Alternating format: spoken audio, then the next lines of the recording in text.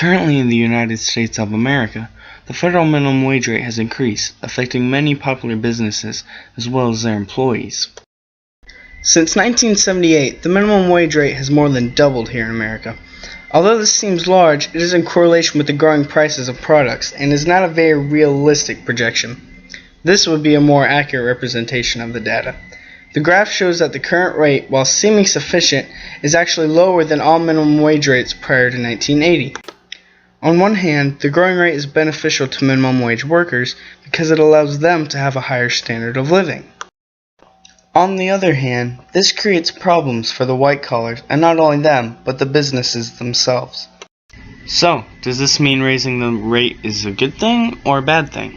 People who are hurting right now, who could use some extra money, which is getting increasingly difficult, are going to enjoy a nice little bump. It's not huge, but it's something. It is something. And it matters. It aggregates. What's tricky about this is the effect it has on employment numbers.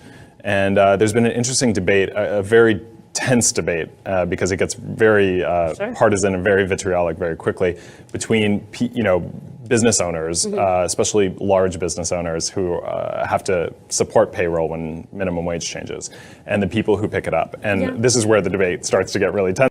Now, let's get the perspective from a local business owner here in Willaca, Florida. My name is Jessica Finch, and I'm a business owner in Willaca. What are your feelings on minimum wage?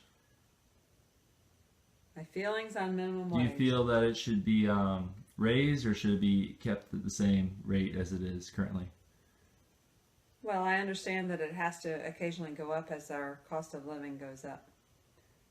However, some of the legislation that's currently on the tables in other states seems to kind of push it pretty high. Minimum wage to me is supposed to be a starting wage, not something that you can make a living off of.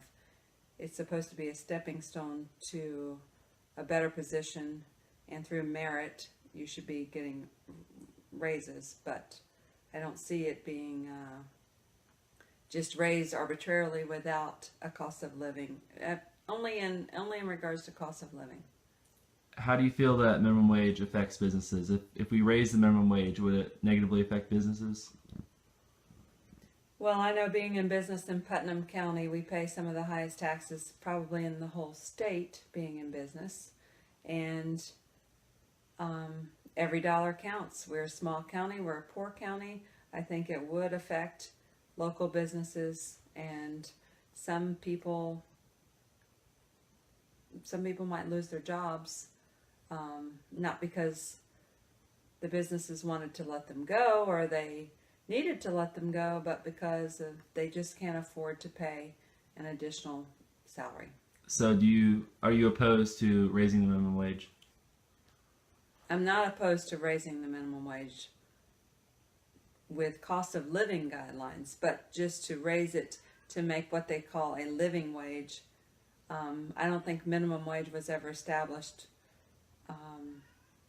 to be something that you could actually feed a family of 4 off of. I think it was established for beginning workers who were learning the ropes. And when I made minimum wage in high school and the beginning part of college, it was a supplementary income. I wasn't supporting a family. I supported myself. Okay. It stated that it is indeed possible to live off of a minimum wage income. However, this does not mean that Americans should not try to have a better standard of living. There are, however, some benefits to raising the minimum wage. For instance, increasing minimum wage rates does put more money into the pockets of younger employees. Although, there is a problem with this. While this may be good for putting money into the hands of younger employees, this creates a problem for those who are unemployed. Not only that, but many people also believe it will lead to inflation as well.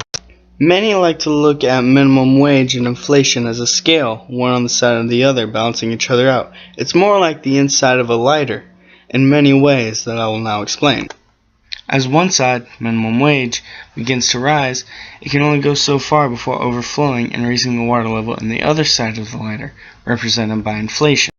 And because it isn't very noticeable at first, it does not appear to be so deadly. Instead, the rising inflation rate is like increasing the temperature on a thermostat. You don't notice much of a difference until you are already in an uneasy situation. All in all, inflation is like a poison. An increasing minimum wage rate feeds the snake carrying it. Although there might not be one clear solution on what to do, it's important to acknowledge that every side has a valid point. And the important thing to realize is how all of them meet, and where the true common ground of the subject is. And I believe that the common ground is quite obvious. Doing nothing is definitely the first step in truly finding out the solution to the problem. Although our free market system may have some ups and downs, altogether it works more like clockwork, constantly going in the same routine but always getting you the satisfactory results that you need. It is because of this that America first decided to use the free market system in the first place. And because the system was built on perfect ideals, there is no true need to interfere with it at all. So, to sum things up, increasing the minimum wage rate would be beneficial for young workers, but harmful to businesses themselves, as well as unemployed Americans. But it is at the intersection of the arguments where everyone can agree that an essential way to fix the problem is just to lay back and let the free market system work on its own. Only then will we know the true solution to this recurring problem in America. However, we must not stop searching for answers, because it seems the case may go even deeper than imagined. When trying to interview supervisors of actual businesses such as Winn-Dixie and Save-A-Lot, we were denied. They told us that the Human Resources Department would not allow them to be interviewed. But why? Is there a greater truth about minimum wage that is yet to be discovered? And how are these companies getting away with impeding on the freedom of speech that Americans are guaranteed in the First Amendment? There are a lot of questions that need to be answered before finding the solution to the minimum wage issue. But in order to address this problem, it has to be analyzed one step at a time.